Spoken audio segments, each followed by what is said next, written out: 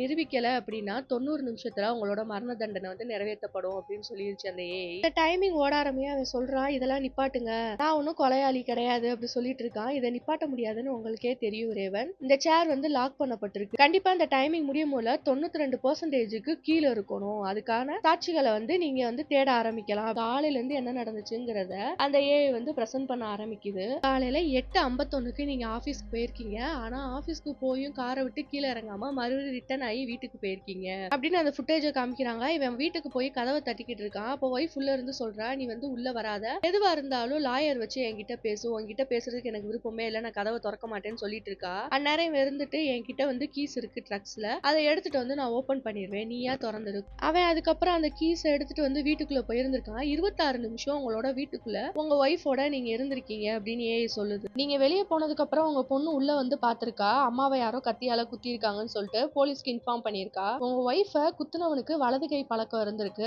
அதே வலது கை பழக்கம் தான் உங்களுக்கும் இருந்திருக்கு. இதுவும் ஒரு எவிடன்ஸ் தான் எங்களுக்கு. அது மட்டும் இல்லாம இன்னைக்கு நீங்க போட்டிருந்த ட்ரெஸ்ல உங்க ஒய்ஃபோட ரத்தக்கார ஃப்ரெஷ்ஷா இருந்திருக்கு. நீங்க வீட்ல இருந்து பாருக்கு போய் பயங்கரமா குடிச்சிருக்கீங்க. நான் பாருக்கே போக மாட்டேன், அது நடக்கிறதுக்கு வாய்ப்பே கிடையாது, நீங்க எல்லாரும் பொய் சொல்றீங்கன்னு சொல்லிட்டு இருக்கான். உங்களை பார்ல இருந்து தான் அரெஸ்ட் பண்ணி கூட்டிட்டு வந்திருக்காங்க.